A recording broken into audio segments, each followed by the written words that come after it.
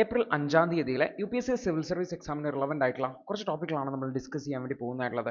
അതിൽ ആദ്യത്തേത് US government Donald Trump അദ്ദേഹം ചൈനയുടെ മേലെയും മറ്റുമൊക്കെ അധിക നികുതി ഇമ്പോർട്ട് ഡ്യൂട്ടി ചുമത്തിയപ്പോൾ ചൈന തിരിച്ചും നികുതി ചുമത്തി എന്ന് പറഞ്ഞിട്ടുള്ള വാർത്തയാണ്. 34% ഇമ്പോർട്ട് ഡ്യൂട്ടിയാണ് അമേരിക്കയിൽ നിന്നുള്ള പ്രൊഡക്റ്റുകളുടെ മേലെ ചൈന ചുമത്തിയിട്ടുള്ളത്. ഇതൊരു ട്രേഡ് വാറിലേക്ക് പോകുന്ന സാഹചര്യമാണെന്ന് നമുക്ക് കാണാൻ വേണ്ടി പറ്റും. അതായത് അമേരിക്ക ചൈനീസ് പ്രൊഡക്റ്റിന് മേലെ ഇമ്പോർട്ട് ഡ്യൂട്ടി അധികം ചുമത്തിയപ്പോൾ 34% എല്ലാ US ഇമ്പോർട്ടിന്റെ മേലെയും ചൈന ചുമത്തിയിട്ടുള്ളതെന്ന് ഓർത്ത് വെക്കുക. അപ്പോൾ ഇത് ലിബറേഷൻ ഡേയുമായി ബന്ധപ്പെട്ട് ഏപ്രിൽ 2-ന് പ്രസിഡന്റ് ഡൊണാൾഡ് ട്രംപ് നടത്തിയിട്ടുള്ള പ്രഖ്യാപനത്തിന്റെ തുടർച്ചയായിട്ടാണ് ചൈനയുടെ ഭാഗത്തുണ്ടായിരുന്നത്. ഇതുകൂടാതെ ചൈനയുടെ എക്സ്പോർട്ടിനെ ടൈറ്റൻ ചെയ്യുന്നതിന് വേണ്ടിയിട്ട് പ്രത്യേകിച്ചും റെയർ എർത്ത് എലിമെന്റ്സ് അഡ്വാൻസ്ഡ് ആയിട്ടുള്ള ഇലക്ട്രോണിക്സിലേക്കൊക്കെ ആവശ്യമായിട്ടുള്ളതിനാണ് റെയർ എർത്ത് എലിമെന്റ് പ്രത്യേകിച്ചും EV ചിപ്പുകൾ EV ബാറ്ററീസ് ഇലക്ട്രോണിക് ചിപ്പുകളൊക്കെ ഡെവലപ്പ് ചെയ്തെടുക്കാൻ വേണ്ടിയിട്ട് ഈ ഒരു റെയർ എർത്ത് മെറ്റൽസ് വേണം. അപ്പോൾ സമേറിയം എയ്റോസ്പേസ് ഡിഫൻസ് ആപ്ലിക്കേഷൻ യൂസ് ചെയ്യുന്ന സമേറിയം എന്ന് പറയുന്ന റെയർ എർത്ത്, അതുപോലെ തന്നെ ഗാഡോലിനിയം എന്ന് പറയുന്ന MRI സ്കാൻസിലൊക്കെ ഉപയോഗിക്കുന്ന ഗാഡോലിനിയം എന്ന് പറഞ്ഞുള്ള റെയർ എർത്ത് മിനറലിന്റെ ഒക്കെ എക്സ്പോർട്ട് ചൈന നിയന്ത്രിക്കാൻ വേണ്ടി പോവാണെന്നുള്ളതാണ്. ഈ ഒരു സമയത്ത് ചൈനയെ ക്രിട്ടിസൈസ് ചെയ്യുകയാണ് ഡൊണാൾഡ് ട്രംപ് ചെയ്തിട്ടുള്ളത്. അവർ ഈ ഒരു താരിഫിന് മേലെ പാനിക്കായി അതിന്റെ തുടർച്ചയായിട്ടാണ് ഇത്തരത്തിലുള്ള റിട്ടാലിയേറ്ററി മെഷർ വരുന്നതെന്നാണ് പറഞ്ഞിട്ടുള്ളത്. അതേസമയത്ത് ചൈന ഈ ഒരു US സപ്ലയേഴ്സ് എന്നുള്ള ചിക്കന്റെ ഇറക്കുമതി കംപ്ലീറ്റ് ആയിട്ട് ബാൻ ചെയ്തു. പ്രത്യേകിച്ചും അതിൽ ഡ്രഗ് യൂസ് ഉണ്ട്, അതുപോലെ തന്നെ സാൽമോണല്ല തുടങ്ങിയിട്ടുള്ള ബാക്ടീരിയയുടെ പ്രസൻസ് ഒക്കെ ഉണ്ട് എന്ന് പറഞ്ഞിട്ടാണ്, ക്വാളിറ്റി ഇഷ്യൂ പറഞ്ഞിട്ടാണ് ബാൻ ചെയ്തിട്ടുള്ളതെന്നും കൂടി ഓർത്ത് നോക്കാം. അതുപോലെ തന്നെ 27ഓളം കമ്പനികൾ ചൈനയുടെ ട്രേഡ് സാങ്ഷൻ ലിസ്റ്റിൽ ഉൾപ്പെടുത്തിയിട്ടുണ്ട്. പ്രധാനമായിട്ടും അമേരിക്കൻ കമ്പനികളിൽ പ്രധാനമായിട്ടും ഡിഫൻസ് ആൻഡ് ലോജിസ്റ്റിക്സ് കമ്പനികളൊക്കെയാണ് ഉൾപ്പെടുന്നതെന്ന് ഓർക്കുക. അതിൽ 16 കമ്പനികൾ ban on exporting dual use good, അതായത് ഒന്നിലധികം ആവശ്യങ്ങൾക്ക് വേണ്ടിയിട്ടുള്ള ഗുഡ്സ് എക്സ്പോർട്ട് ചെയ്യുന്നത് പ്രൊഡക്റ്റുകൾ കമ്പനികളുടെ മേലെയാണ് ഈ ഒരു ബാൻ വന്നിട്ടുള്ളതും കൂടി ഓർത്തുവെക്കുന്നതാണ്. അതേപോലെ തന്നെ US-ന്റെ ഈ ഒരു നടപടിക്കെതിരെ വേൾഡ് ട്രേഡ് ഓർഗനൈസേഷനിൽ ഒരു കംപ്ലൈന്റും ചൈന നൽകിയിട്ടുണ്ട്. പ്രത്യേകിച്ചും ലോകത്തിന്റെ ആ ഒരു റൂൾ ബേസ്ഡ് ആയിട്ടുള്ള ട്രേഡിനെ, ആ ഒരു ട്രേഡ് സ്റ്റെബിലിറ്റിയെ ബാധിക്കുന്ന രീതിയിലാണ് ഇത് വന്നിട്ടുള്ളത് എന്നാണ് പറയുന്നത്. അടുത്തത് വാർത്ത, ബിംസ്റ്റെക്കില് മോദിയും അതുപോലെ തന്നെ ബംഗ്ലാദേശിന്റെ പ്രതിനിധിയായിട്ടുള്ള യുവനസും അവർ രണ്ടുപേരും തമ്മിൽ മീറ്റ് ചെയ്തു എന്നുള്ളതാണ്. അഭിപ്രായ വ്യത്യാസങ്ങൾ ഉണ്ടെങ്കിലും അവർ സിറ്റുവേഷൻസ് ഒക്കെ ചർച്ച ചെയ്തു എന്ന് പറഞ്ഞിട്ടുള്ള വാർത്തയാണ്. അപ്പോൾ ഇന്ത്യയും ബംഗ്ലാദേശും തമ്മിലുള്ള ബന്ധത്തിന്റെ ആ ഒരു ഡെവലപ്മെന്റിന്റെ ഭാഗമായിട്ട് നമുക്കിത് കാണാൻ പറ്റും. മോദിയും ബംഗ്ലാദേശ് ചീഫ് അഡ്വൈസർ ആയിട്ടുള്ള മുഹമ്മദ് യൂനിസും ബിംസ്റ്റെക് മീറ്റിംഗിൽ, ബാങ്കോക്കിൽ വെച്ച് നടന്ന മീറ്റിംഗിൽ കണ്ടിട്ടുണ്ടായിരുന്നു. ഏകദേശം 8 മാസത്തോളമായി ചെറിയൊരു ടെൻഷൻ ഉണ്ട്, ചെറിയൊരു അസ്വാരസ്യം ഉണ്ട് ഇന്ത്യയും ബംഗ്ലാദേശും തമ്മിൽ. അപ്പോൾ അതിന്റെ ശേഷമാണ് ഈ ഒരു മീറ്റിംഗ് വരുന്നത്. പ്രത്യേകിച്ച് മൈനോറിറ്റി പ്രൊട്ടക്ഷനുമായി ബന്ധപ്പെട്ടുള്ള ചർച്ചകൾ നടന്നിട്ടുണ്ടായിരുന്നു. അതേപോലെ തന്നെ ഷെയ്ഖ് ഹസീനക്ക് ഇന്ത്യ അഭയം കൊടുത്തിട്ടുണ്ടായിരുന്നു. അപ്പോൾ അവരെ തിരിച്ചയക്കുന്ന എക്സ്ട്രഡീഷൻ ചെയ്യുന്നതുമായി ബന്ധപ്പെട്ട ഡിസ്കഷൻസും ഉണ്ടായിരുന്നു. അപ്പോൾ പല ടോപ്പിക്കുകൾ ഉണ്ടായിരുന്നു എങ്കിൽ പോലും രണ്ടുപേരും ബൈലാറ്ററൽ ടൈസ് മെച്ചപ്പെടുന്നതിനെ കുറിച്ചൊക്കെയാണ് പറഞ്ഞിട്ടുള്ളത്. ബംഗ്ലാദേശ് അടുത്ത ബിംസ്റ്റെക് മീറ്റിംഗ് ഹോസ്റ്റ് ചെയ്യുന്നുണ്ട്. അപ്പോൾ ഈ ഒരു അവസരം ലഭിച്ചതിനെ ബംഗ്ലാദേശിനെ ഇന്ത്യ അഭിനന്ദിക്കുകയും ചെയ്തിട്ടുണ്ടായിരുന്നു എന്നുള്ളതാണ്. അതുപോലെ തന്നെ മ്യാൻമാറിലെ മിലിറ്ററി ലീഡേഴ്സുമായി ബന്ധപ്പെട്ടും അതുപോലെ തന്നെ നേപ്പാളിന്റെ പ്രധാനമന്ത്രിയൊക്കെ നമ്മുടെ പ്രധാനമന്ത്രി മീറ്റ് ചെയ്തിട്ടുണ്ടായിരുന്നു. മ്യാൻമാറിൽ ജനാധിപത്യം പുനഃസ്ഥാപിക്കേണ്ട ആവശ്യകതയെക്കുറിച്ചും അതുപോലെ പീസ്ഫുൾ ആയിട്ടുള്ള ഇൻക്ലൂസീവ് ആയിട്ടുള്ള ബംഗ്ലാദേശിനെ കൊണ്ടുവരേണ്ട ആവശ്യകതയെക്കുറിച്ചും ഒക്കെ ചർച്ചയിലുണ്ടായിരുന്നു എന്നുള്ളതാണ്. ഇപ്പോൾ ബിംസ്റ്റെക്കിലും മ്യാൻമാറിന്റെ പാർട്ടിസിപ്പേഷൻ ഉണ്ടായിരുന്നു. അവിടുത്തെ നാഷണൽ യൂണിറ്റി ഗവൺമെന്റ് അതിനെ എതിർക്കുന്നുണ്ടായിരുന്നു. മിലിറ്ററി ഗവൺമെന്റിനെ എതിർക്കെ അവർ ബിംസ്റ്റെക്കിൽ പങ്കെടുക്കരുതെന്നാണ്. അതേസമയത്ത് ഇന്ത്യയും നേപ്പാളും തമ്മിലുള്ള എനർജി കണക്ടിവിറ്റി, കൾച്ചറൽ അതുപോലെ തന്നെ ഡിജിറ്റൽ ടെക്നോളജിയിലുള്ള കോപ്പറേഷൻ തുടങ്ങിയിട്ടുള്ള കാര്യങ്ങളും ഡിസ്കഷന്റെ ഭാഗമായിട്ട് ബിംസ്റ്റെക് മീറ്റിംഗിൽ നടന്നിട്ടുള്ളതാണ്. അപ്പോൾ ബംഗ്ലാദേശിലുള്ള മൈനോറിറ്റീസ്, പ്രധാനമായും ഹിന്ദു മൈനോറിറ്റീസുമായി ബന്ധപ്പെട്ട കൺസേൺസ് ഇന്ത്യൻ പ്രധാനമന്ത്രി മുഹമ്മദ് യൂനിസുമായി ബന്ധപ്പെട്ട് ഡിസ്കഷൻ നടത്തിയിട്ടുണ്ടായിരുന്നു. അതേപോലെ തന്നെ ഷെയ്ഖ് ഹസീന ഗവൺമെന്റ് നടത്തിയിട്ടുള്ള ഹ്യൂമൻ റൈറ്റ്സ് വയലേഷനുമായി ബന്ധപ്പെട്ട കാര്യങ്ങൾ ബംഗ്ലാദേശിന്റെ ഭാഗത്തു നിന്നും ചർച്ചയിലേക്ക് വന്നിട്ടുണ്ട് എന്ന് കൂടി ഓർത്തുവെക്കേണ്ടതാണ്. അടുത്തത്, അമേരിക്കൻ പ്രസിഡന്റ് ആയിട്ടുള്ള ഡൊണാൾഡ് ട്രംപിന്റെ ഈ ഒരു പോളിസി ശരിക്കും എന്താണ് സംഭവിക്കാൻ പോകുന്നത് എന്നുള്ളതാണ്. അപ്പോൾ ലിബറേഷൻ ഡേ ഏപ്രിൽ 2-ാം തീയതിയാണ് ഡൊണാൾഡ് ട്രംപ് ഇത്തരത്തിലുള്ള ഇമ്പോർട്ട് നികുതി വർദ്ധിപ്പിച്ചിട്ടുണ്ടായിരുന്നു. ഇത്തരത്തിൽ ചരിത്രത്തിൽ തന്നെ വളരെ അപൂർവമായിട്ടുള്ളതാണ്. അപ്പൊ ഇത് റിച്ചാർഡ് നിക്സൺ 1971 ഡോളർ ഗോൾഡ് കൺവേർട്ടബിലിറ്റിയെ സസ്പെൻഡ് ചെയ്ത നടപടിയെ പറഞ്ഞുകൊണ്ടാണ്, അതിനുമായി കമ്പയർ ചെയ്തുകൊണ്ടാണ് ഡൊണാൾഡ് ട്രംപ് ഈ ഒരു നടപടിയുമായി ബന്ധപ്പെട്ടുള്ളത്. കാരണം അന്ന് ആ ഒരു ഡോളർ ഗോൾഡ് കൺവേർട്ടബിലിറ്റിയെ, ഡോളറിൽ നിന്ന് ഗോൾഡിലേക്കും ഗോൾഡിൽ നിന്ന് ഡോളറിലേക്കുള്ള കൺവേർട്ടബിലിറ്റിയെ സസ്പെൻഡ് ചെയ്തത് അന്ന് ഗ്ലോബൽ ഫിനാൻഷ്യൽ സിസ്റ്റത്തെ ഭയങ്കരമായിട്ട് ബാധിച്ചിട്ടുണ്ടായിരുന്നു. അപ്പോൾ ഈ ഒരു നിക്സന്റെ മൂവ് കാരണം ബ്രിട്ടൻ വുഡ്സ് സിസ്റ്റത്തെ 1944 എസ്റ്റാബ്ലിഷ് ചെയ്തിട്ടുള്ള ബ്രിട്ടൻ വുഡ്സ് സിസ്റ്റം എന്ന് പറഞ്ഞ ഫിനാൻഷ്യൽ സിസ്റ്റത്തെ തന്നെ ഇല്ലാതാക്കാൻ വേണ്ടി കാരണമായി. അതുപോലെ ഗ്ലോബൽ കറൻസി സ്റ്റെബിലിറ്റി അത് ബാധിച്ചു.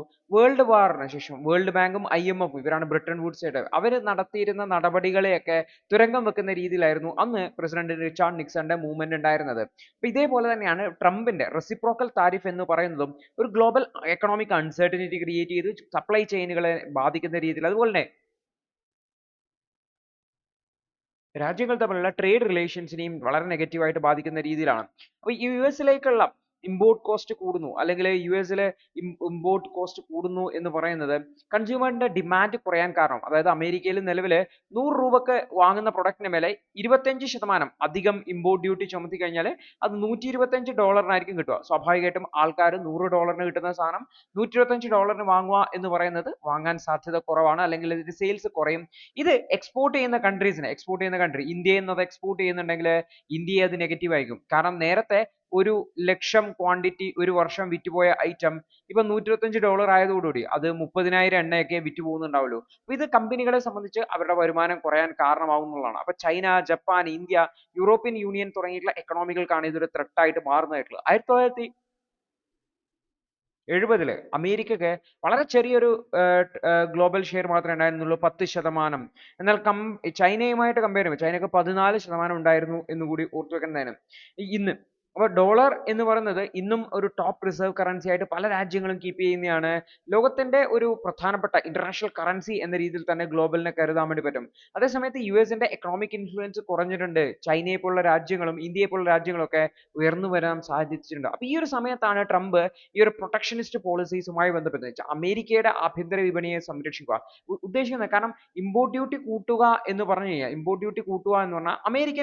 അമേരിക്കൻ കമ്പനി A ഉണ്ട്, അത് ഒരു പ്രൊഡക്റ്റ് ഉണ്ടാക്കുന്നത് $105 മാർക്കറ്റിലേക്ക് എത്തിക്കുന്നതായിട്ടുള്ളത്. അതേസമയത്ത് ചൈനയിൽ നിന്നുള്ള പ്രൊഡക്റ്റ് അമേരിക്കയിലേക്ക് ഇമ്പോർട്ട് ഡ്യൂട്ടി എല്ലാം സഹിതം വരുന്നത് $100. സ്വാഭാവികമായിട്ടും ആൾക്കാർ $5 വെറുതെ കറിയില്ല, ചൈനയിൽ നിന്ന് വരുന്ന $100 പ്രൊഡക്റ്റ് വാങ്ങാൻ വേണ്ടി ശ്രമിക്കും. അതേസമയത്ത് ഇവിടെ 25% ഇമ്പോർട്ട് ഡ്യൂട്ടി ചൈനീസ് പ്രൊഡക്റ്റിന്റെ മേലെ ചുമത്തുവാണെങ്കിൽ ചൈനീസ് പ്രൊഡക്റ്റിന്റെ വില $125 ആയിട്ട് മാറും. അപ്പോൾ ആൾക്കാർ ഏത് പ്രൊഡക്റ്റ് വാങ്ങും?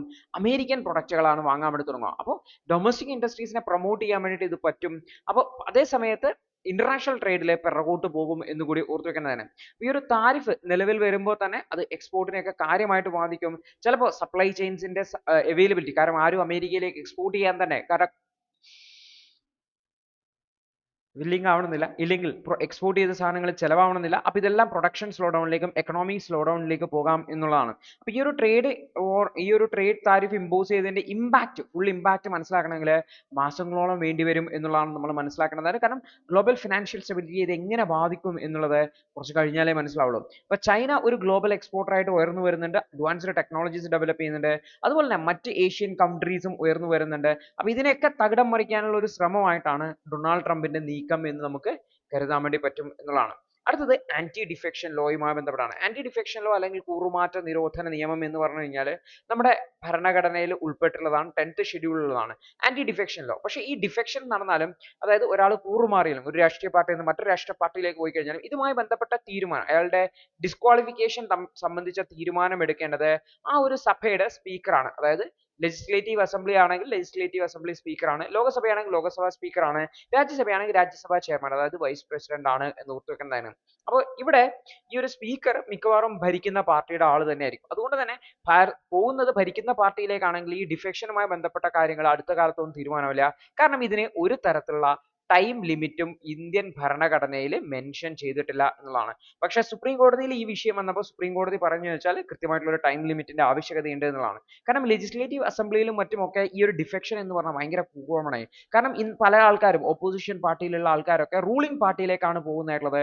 അതുവഴി റൂളിംഗ് പാർട്ടി കുറച്ചുകൂടി സ്ട്രോങ് ആയി മാറുവാണ്. പക്ഷേ സ്പീക്കറാണ് ഈ ഒരു ഡിഫെക്ഷനുമായി ബന്ധപ്പെട്ട തീരുമാനം എടുക്കേണ്ടതായിട്ട്.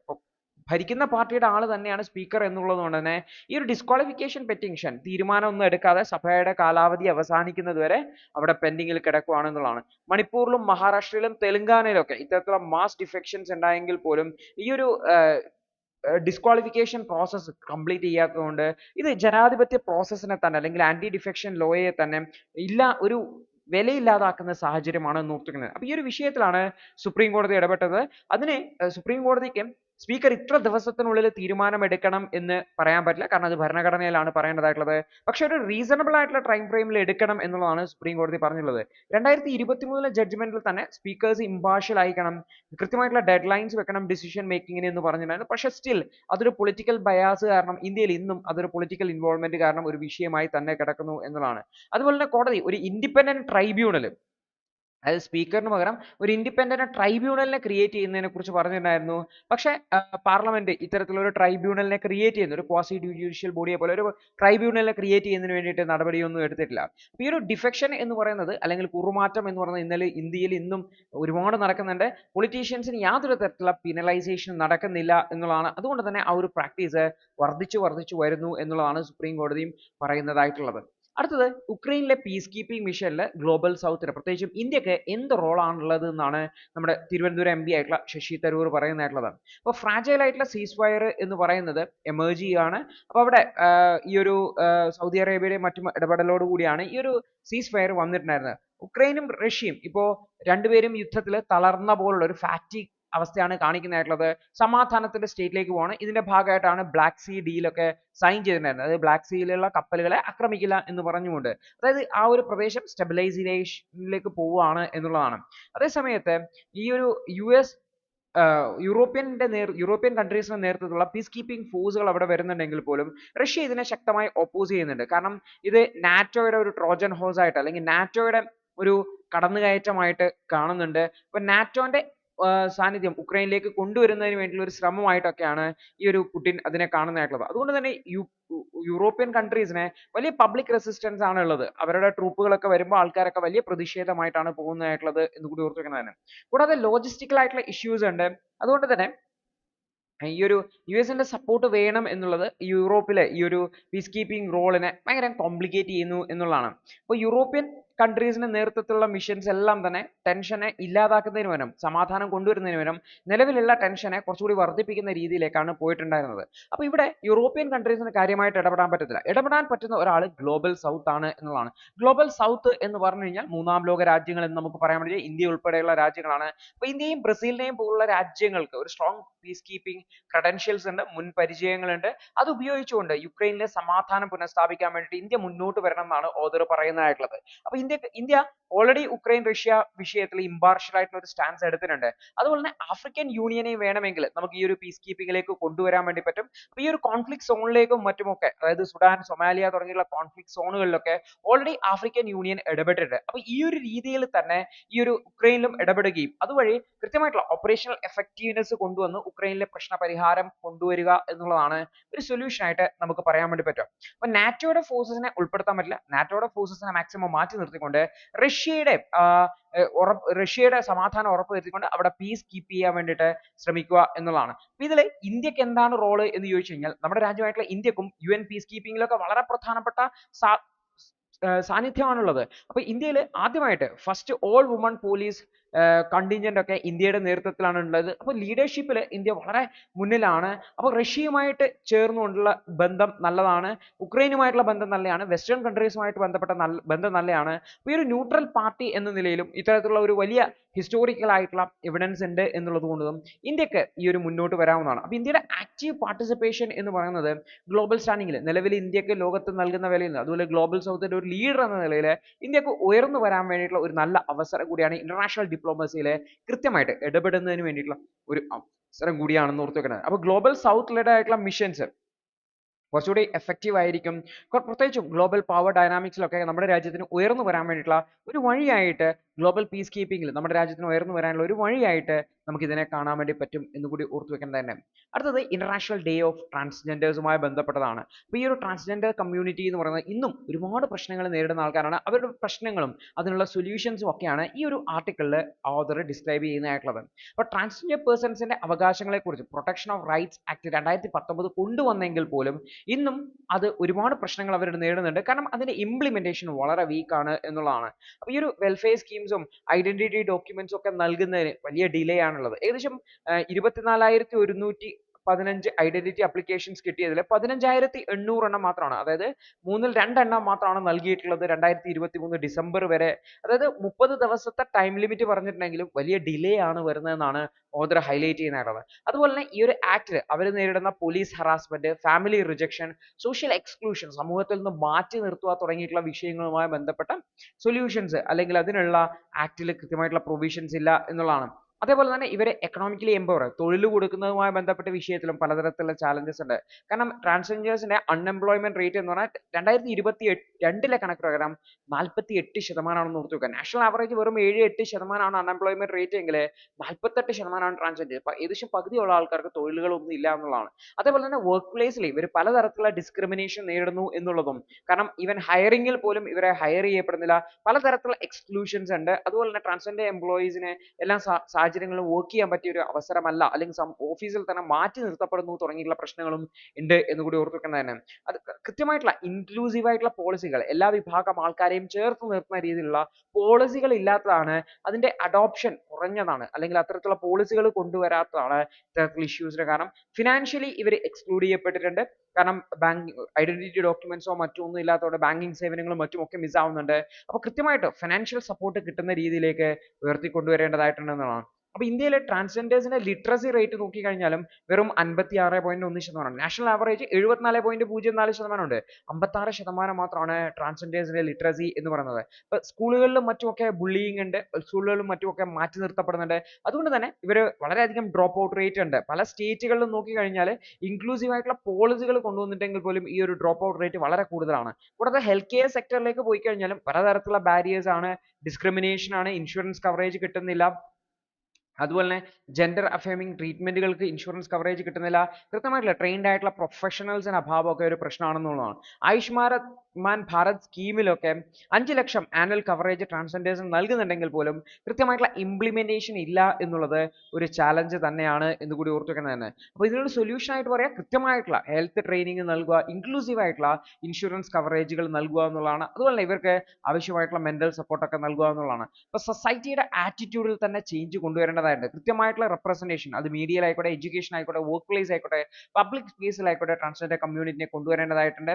ഐ ആം ഓൾസോ ഹ്യൂമൻ തുടങ്ങിയിട്ടുള്ള ക്യാമ്പയിനുകൾ, അതുപോലെ തന്നെ കൂവകം ഫെസ്റ്റിവൽ, തമിഴ്നാടുവിൽ നടക്കുന്നതാണ് കൂവകം ഫെസ്റ്റിവൽ എന്ന ട്രാൻസ്ജെൻഡർ കമ്മ്യൂണിറ്റിയുടെ ഫെസ്റ്റിവൽ ആണ്. അത്തരത്തിലുള്ള ഫെസ്റ്റിവലെയൊക്കെ സ്റ്റേറ്റ് സ്പോൺസേർഡ് ചെയ്യുന്ന വഴി കുറച്ചുകൂടി അക്സെപ്റ്റൻസ് നൽകാൻ വേണ്ടി പറ്റും. അതുപോലെ ജെൻഡർ സെൻസിറ്റൈസേഷനുമായി ബന്ധപ്പെട്ട പ്രോഗ്രാമുകൾ സ്കൂളുകളിലും യൂണിവേഴ്സിറ്റികളിലും വർക്ക് പ്ലേസുകളിലൊക്കെ നടത്തുന്നതും കുറച്ചുകൂടി ഇഫക്റ്റീവ് ആവും എന്നുള്ളതാണ്. അപ്പോൾ ആന്റി ഡിസ്ക്രിമിനേഷൻ ലോസ് കൊണ്ടുവരിക, ട്രാൻസ്ജെൻഡേഴ്സ് എന്റർപ്രണേഴ്സിനെയൊക്കെ സപ്പോർട്ട് ചെയ്യുക, ഇൻക്ലൂസീവ് ആയിട്ടുള്ള ഹയറിംഗ് പ്രാക്ടീസുകളൊക്കെ കൊണ്ടുവരിക എന്നുള്ളതാണ് സൊല്യൂഷൻസ് ആയിട്ട് നമുക്ക് പറയാൻ വേണ്ടി പറ്റുന്നത് എന്നുള്ളതാണ്. അടുത്തത് ബിംസ്റ്റെക് മീറ്റിംഗിന്റെ ഭാഗമായിട്ട് മോദി അദ്ദേഹം കൊളംബോയില് സന്ദർശിക്കുന്നുണ്ട്, ശ്രീലങ്കൻ പ്രസിഡന്റുമായിട്ട് ചർച്ചകൾ നടക്കുന്നു എന്ന് പറഞ്ഞിട്ടുള്ള വാർത്തയാണ് വരുന്നത്. അപ്പോൾ പ്രധാനമന്ത്രി കൊളംബോ അതായത് ശ്രീലങ്ക സന്ദർശിച്ചിട്ടുണ്ട്, ബൈലാറ്ററൽ ടോക്സ് നടക്കുന്നുണ്ട്, ശ്രീലങ്കയുമായി ബന്ധപ്പെട്ട് പ്രധാനപ്പെട്ട കീ എഗ്രിമെന്റുകൾ സൈൻ ചെയ്യുന്നുണ്ടെന്ന് ഓർത്തു വെക്കുക. അപ്പോൾ ശ്രീലങ്കൻ പ്രസിഡന്റ് ആയിട്ടുള്ള അനുരകുമാര ദിനസംഖ്യ അദ്ദേഹം ഈ നേരത്തെ ഇന്ത്യ സന്ദർശിച്ചിട്ടുണ്ടായിരുന്നു. അപ്പോൾ ഫോറിൻ ഹെഡ് ആദ്യമായിട്ടാണ് പൊളിറ്റിക്കൽ ചേഞ്ചസ് ഉണ്ടായ ശേഷം ഒരു ഫോറിൻ ഹെഡ് ശ്രീലങ്ക സന്ദർശിക്കുന്നതെന്ന് കൂടി ഓർത്തു വെക്കുന്നതിന്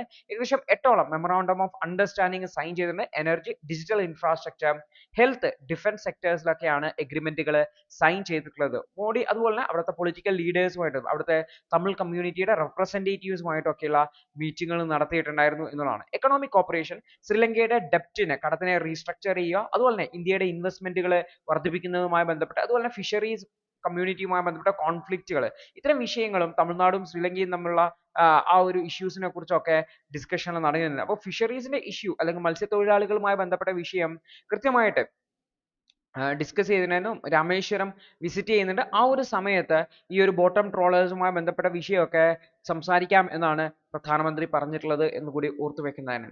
അടുത്തൊരു വാർത്ത എന്ന് പറഞ്ഞു കഴിഞ്ഞാൽ സുപ്രീം കോടതി അഗസ്ത്യമല ഫോറസ്റ്റിലെ സർവേ, അതായത് സെൻട്രൽ എംപവേർഡ് കമ്മിറ്റിയുടെ ഒരു സർവേ നടത്താൻ വേണ്ടിയിട്ട് ആവശ്യപ്പെട്ടു എന്നുള്ളതാണ്. അപ്പോൾ എവിടെയാണ് അഗസ്ത്യമല, എന്താണ് ഇത്തരത്തിലുള്ള സെൻട്രൽ എംപവേർഡ് കമ്മിറ്റിയോട് പരിശോധിക്കാൻ വേണ്ടി പറഞ്ഞത്, ഈ ഒരു കാര്യമാണ് നമ്മൾ നോക്കാൻ വേണ്ടി പോകുന്നതായിട്ടുള്ളത്. അപ്പോൾ സുപ്രീം കോടതിയാണ് സെൻട്രൽ എംപവേർഡ് കമ്മിറ്റിയോട് ഒരു എക്സ്റ്റെൻസീവ് ആയിട്ടുള്ള സർവേ അഗസ്ത്യമല ലാൻഡ്സ്കേപ്പിൽ നടത്താൻ വേണ്ടി പറഞ്ഞിട്ടുള്ളത്. അപ്പോൾ നമുക്ക് കേരളത്തിന് അല്ലെങ്കിൽ ഇന്ത്യയുടെ മാപ്പ് നോക്കിക്കഴിഞ്ഞാൽ നിങ്ങൾക്ക് കാണാൻ വേണ്ടി ഏകദേശം കേരള തമിഴ്നാട് ബോർഡറിൽ നമുക്ക് വെസ്റ്റേൺ ഗാർഡിന്റെ എൻ പോയിന്റിലാണ് നമുക്ക് അഗസ്ത്യമലേനെ കാണാൻ വേണ്ടി പറ്റുക എന്നുള്ളതാണ്. അപ്പോൾ അഗസ്ത്യമലയിൽ നടക്കുന്ന നോൺ ഫോറസ്ട്രി ആക്ടിവിറ്റീസിനെ വനവുമായി ബന്ധപ്പെട്ടതല്ലാത്ത ആക്ടിവിറ്റീസിനെ അതുപോലെ എൻക്രോച്ചുകളെയും കണ്ടെത്തുന്നതിന് വേണ്ടിയിട്ടാണ് ഇത്തരത്തിലുള്ള ഒരു സർവേ നടത്താൻ വേണ്ടി ആവശ്യപ്പെട്ടുള്ളത്.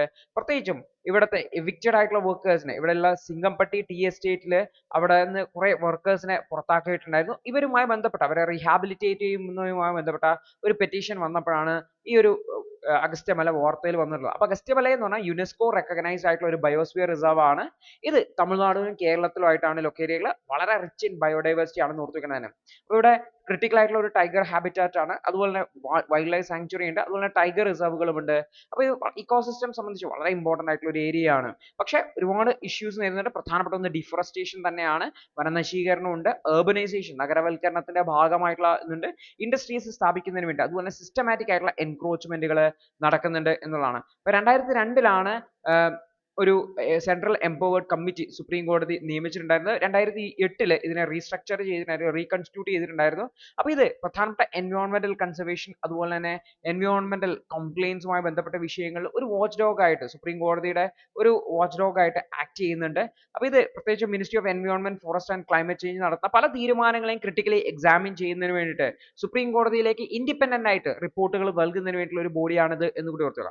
നിലവിൽ അഗസ്ത്യമല ലാൻഡ്സ്കേപ്പിനെ കുറിച്ച് പഠിക്കാൻ വേണ്ടിയിട്ട് പെരിയാർ ടൈഗർ റിസർവിനെ കുറിച്ചിട്ട് പഠിക്കുന്നുണ്ട്. അതുപോലെ തന്നെ ശിവലിംഗപുത്ത ഗ്രിസിൽഡ് സ്ക്വിറൽ വൈൽഡ് ലൈഫ് സാങ്ച്വറി ഉണ്ട്, മേഘമലൈ വൈൽഡ് ലൈഫ് സാങ്ച്വറി ഉണ്ട്, തിരുനെൽവേലി വൈൽഡ് ലൈഫ് സാങ്ച്വറി ഉണ്ട്, സിംഗംപട്ടി തമിഴ്നാടുള്ള നേരത്തെ Bombay Burma trading corporation tea എസ്റ്റേറ്റിന്റെ സ്ഥലമായിരുന്നു.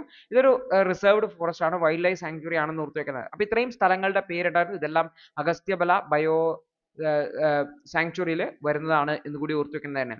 അടുത്തത് നമ്മുടെ രാജ്യത്തെ ഇൻഡിജിനസ് ആയിട്ടുള്ള ട്രെയിനർ എയർക്രാഫ്റ്റുകൾ പ്രൊഡ്യൂസ് ചെയ്യുന്നതുമായി ബന്ധപ്പെട്ടാണ്. ഇപ്പോൾ CSIR-ഉം NAL-ഉം തമ്മിൽ, അതായത് നാഷണൽ എയ്റോസ്പേസ് ലബോറട്ടറിയുമായി ബന്ധപ്പെട്ട് ടെക്നോളജി ട്രാൻസ്ഫറിന് വേണ്ടിയിട്ടുള്ള എഗ്രിമെന്റ് സൈൻ ചെയ്ത് ഹാൻസ ട്രെയിനർ പ്ലെയിനുകൾ ഉണ്ടാക്കുന്നതിന് വേണ്ടിയിട്ട് എന്നാണ് പറഞ്ഞിട്ടുള്ളത്. ഇപ്പോൾ നാഷണൽ എയ്റോസ്പേസ് ലബോറട്ടറീസും CSIR-ന്റെ ബോഡിയാണ്, അതുപോലെ തന്നെ DRDO-യും തമ്മിലാണ് HAL-ഉം തമ്മിലാണ് എഗ്രിമെന്റ് സൈൻ ചെയ്തിട്ടുള്ളത്. ഇത്തരത്തിൽ ഒരു പ്രൈവറ്റ് കമ്പനിയുമായി ബന്ധപ്പെട്ട് ഫസ്റ്റ് ടെക്നോളജി ട്രാൻസ്ഫർ എഗ്രിമെന്റ് ആണെന്ന് ഓർത്ത് വെക്കുന്നത് തന്നെ. അപ്പോൾ ഇന്ത്യയിൽ ട്രെയിനർ പ്ലെയിനുകൾ ഉണ്ടാക്കുന്ന HAL-ന്റെ കയ്യിൽ ടെക്നോളജി ഉണ്ട്, അത് വെച്ചാണ് ഫുള്ളി ഇൻഡിജിനിയസ്ലി ഡിസൈൻഡ് ആയിട്ടുള്ള ഡെവലപ്ഡ് ആയിട്ടുള്ള ഹാൻസ 3NG എന്ന് പറയുന്ന എയർക്രാഫ്റ്റുകൾ ബിൽഡ് ചെയ്യുന്നതിന് വേണ്ടിയിട്ടാണ് ഇത്തരത്തിലുള്ള ഒരു എക്സ്ചേഞ്ച് നടക്കുന്നതായിട്ടുള്ളത്. നേരത്തെ ഓൾറെഡി 14ഓളം ഹാൻസ പ്ലെയിൻസ് ഉണ്ടാക്കുന്നത് മിനിസ്ട്രി ഓഫ് സിവിൽ ഏവിയേഷനും ഇന്ത്യൻ ഇൻസ്റ്റിറ്റ്യൂട്ട് ഓഫ് ടെക്നോളജീസ് ഒക്കെ ഈ ഒരു പ്ലെയിൻസ് യൂസ് ചെയ്യുന്നുണ്ട് എന്ന് കൂടി ഓർത്ത് വെക്കുന്നതായിരുന്നു. പ്രൈവറ്റ് കമ്പനി ആയിട്ടുള്ള പയനിയർ ക്ലീൻ ആംസ് പ്രൈവറ്റ് ലിമിറ്റഡിനാണ് വർക്ക് കൊടുത്തിട്ടുള്ളത്. അവരാണ് ഈ ഒരു ടെക്നോളജി പ്രകാരം മാനുഫാക്ചറിങ്ങും മാർക്കറ്റിങ്ങും സർവീസിങ്ങും ആഫ്റ്റർ സെയിൽസ് സപ്പോർട്ടും നൽകുന്നത് എന്നുള്ളതാണ്. അപ്പോൾ NAL ആണ് സപ്പോർട്ട് കമ്പനിയായിട്ട് വർക്ക് ചെയ്യുന്നതായിട്ടുള്ളത്. ഇതിന്റെ മാനുഫാക്ചറിങ്ങിലും ഓപ്പറേഷണൽ ഗൈഡൻസിനും മുന്നോട്ട് നിൽക്കുന്നു എന്നുള്ളതാണ്. അപ്പോൾ ഇതിൽ റോട്ടാക്സ് ഡിജിറ്റൽ കൺട്രോൾ എഞ്ചിൻ ആണ്, light weight composite air frame ആണ്, ഗ്ലാസ് കോക്പിറ്റ് ആണ്, പനോരമിക് ബബിൾ കനോപ്പി ആണ്, ഇലക്ട്രിക് ഫ്ലാപ്പുകളൊക്കെ ഉള്ള ഒരു ട്രെയിനർ പ്ലെയിൻ ആണ് എന്ന് കൂടി ഓർത്ത് വെക്കേണ്ടതായിട്ടുണ്ട്. അടുത്തൊരു വാർത്ത, US ഇമ്പോസ് ചെയ്തിട്ടുള്ള എക്കണോമിയിൽ ഇന്ത്യയുടെ മേലെയും എന്തുണ്ട്, താരിഫ് ഇമ്പോസ് ചെയ്തിട്ടുണ്ട്. അപ്പോൾ ഈ ഒരു താരിഫ് ഇന്ത്യയെ എങ്ങനെ ബാധിക്കും എന്നുള്ളതാണ് നമ്മൾ നോക്കാൻ വേണ്ടി പോകുന്നത്. അപ്പോൾ ഇന്ത്യയുടെ റിയൽ GDP ഗ്രോത്തിനെ 0.3% വരെ ബാധിക്കാം എന്നാണ് പറയുന്നത്. എന്താണ് ഇന്ത്യൻ എക്കണോമിയെ ബാധിക്കുന്നത് സംബന്ധിച്ച് വാർത്തയിൽ പറയുന്നത്. അപ്പോൾ US പ്രസിഡന്റ് പറഞ്ഞിട്ടുള്ള താരിഫ് ഇന്ത്യൻ GDP ഗ്രോത്തിനെ 0.2 to 0.4% വരെ അടുത്ത ഫിനാൻഷ്യൽ ഇയർ 2025-26, അതായത് നമ്മളിപ്പോൾ കടന്നു പോകുന്ന ഫിനാൻഷ്യൽ ഇയറിൽ ബാധിക്കും എന്നുള്ളതാണ്. അപ്പോൾ ഗ്രോത്ത് 6.8-ൽ നിന്ന് 6.6-ലേക്കോ 6.5-ലേക്കോ കുറയാം എന്നാണ് പറയുന്നതായിട്ടുള്ളത്. നേരത്തെ 200.7 ലക്ഷം കോടിയാണ് ഇന്ത്യയുടെ GDP പ്രൊജക്ട് ചെയ്തിട്ടുള്ളതെങ്കിൽ 200.3 ലക്ഷം കോടിയിലേക്ക് അത് കുറയാൻ സാധ്യതയുണ്ട് എന്നുള്ളതാണ്. അതേപോലെ തന്നെ ഇത് ഈ എക്സ്ചേഞ്ച് റേറ്റ് ഫ്ലക്ച്വേഷൻസ് ഒക്കെ താരിഫ് ബാധിക്കാം, ഇൻഫ്ലേഷൻ ഒക്കെ അഡ്ജസ്റ്റ് ചെയ്യാം. അതിനനുസരിച്ച് ഹോൾസെയിൽ പ്രൈസ് ഇൻഡെക്സും മറ്റും ഒക്കെ വെച്ച് നോക്കുമ്പോൾ മാറ്റം 10%-ലധികം ഡിപ്രിസിയേഷൻ ഒക്കെ, അതായത് 0.38 to 0.49% ഉണ്ടാവാം എന്നുള്ളതാണ്. അപ്പോൾ മോണിറ്ററി പോളിസിയിൽ നമ്മൾ നോക്കിക്കഴിഞ്ഞാൽ ഇതിനെ അഡ്രസ് ചെയ്യാൻ വേണ്ടി ഇൻട്രസ്റ്റ് റേറ്റ് കുറക്കാൻ വേണ്ടിയിട്ട് RBI സാധ്യതയുണ്ട്. RBI ഏകദേശം 50 ബേസിസ് പോയിന്റ് വരെ ഫിനാൻഷ്യൽ ഇയർ 26-ൽ കുറക്കുമെന്ന് നമുക്ക് കരുതാൻ വേണ്ടി വരും. അപ്പോൾ ഇന്ത്യയുടെ എക്സ്പോർട്ട് എന്ന് പറഞ്ഞാൽ 9 മുതൽ 11% വരെയാണ് US-ലേക്കുള്ള എക്സ്പോർട്ട് ഉള്ളത്. പ്രധാനമായിട്ടുള്ളത് ഇലക്ട്രോണിക്സും പ്രീഷ്യസ് സ്റ്റോൺസും മെഷീനറീസും ഗാർമെന്റ്സും ഒക്കെയാണ്. അപ്പോൾ ഇതിനെയൊക്കെ കാര്യമായിട്ട് ബാധിക്കാം. 57,000 മുതൽ 64,000 കോടി രൂപ വരെയൊക്കെ എക്സ്പോർട്ട് കുറയുന്നതിന് വേണ്ടിയിട്ട് ഈ ഐറ്റംസിന്റെ ഒക്കെ എക്സ്പോർട്ട് കുറയാൻ വേണ്ടി കാരണമാകാം എന്നാണ് പറയുന്നത്. പല എക്സ്പോർട്ട് ഡിപ്പെൻഡന്റ് കമ്പനികളും ഇന്ത്യയിലുണ്ട്, അവരുടെ റവന്യൂ കുറയാൻ കാരണമാകാം. അതുപോലെ തന്നെ അവരുടെ പ്രൈസ് കുറച്ചെങ്കിൽ മാത്രമേ അവർക്ക് ഇനി മാർക്കറ്റിലെ കോമ്പറ്റീറ്റീവ് ആവാനും അതുപോലെ ഡൊമസ്റ്റിക് മാർക്കറ്റിലെ വരുമാനം കണ്ടെത്താൻ പറ്റുള്ളൂ. അപ്പോൾ ഈ മിനിസ്ട്രി ഓഫ് കൊമേഴ്സ് ഇതുമായി ബന്ധപ്പെട്ട ഡീറ്റെയിൽ ആയിട്ടുള്ള അനാലിസിസ് നടത്തുന്നുണ്ട്. US ഗവൺമെന്റുമായിട്ട് നെഗോഷിയേഷൻ നടക്കുന്നുണ്ട് ഇതിനെ അഡ്രസ്സ് ചെയ്യാൻ എന്നുകൂടി ഓർത്തു വെക്കേണ്ടതായിട്ടുണ്ട്. അടുത്തൊരു വാർത്ത, ലോകസഭയിൽ പാസ്സായിട്ടുള്ള വഖഫ് ബില്ല് രാജ്യസഭയിലും 14 മണിക്കൂർ നീണ്ട ഡിബേറ്റിന് ശേഷം പാസ്സായി എന്നുള്ളതാണ്. അപ്പോൾ ലോകസഭയിൽ പാസ്സായി, രാജ്യസഭയിൽ പാസ്സായി. ഇനി പ്രസിഡൻഷ്യൽ അസെന്റ് കിട്ടിക്കഴിഞ്ഞാൽ, പ്രസിഡന്റ് ഒപ്പിട്ട് കഴിഞ്ഞാൽ ആ ബില്ല് ആക്ട് ആയി മാറും എന്നുള്ള കാര്യം കൂടി ഓർത്തു വെക്കേണ്ടതാണ്. അപ്പോൾ വഖഫ് ബില്ല് പ്രസിഡൻഷ്യൽ അസെന്റിന് പോയിട്ടുണ്ട് എന്ന് ഓർത്തു വെക്കുക. അപ്പോൾ ഇത്രയും ടോപ്പിക്കുകളാണ് ഇന്നേ ദിവസം ഉണ്ടായിരുന്നത്. കൃത്യമായിട്ട് മനസ്സിലാക്കുക, കൃത്യമായിട്ട് റിവിഷൻ ചെയ്യുക. All the best.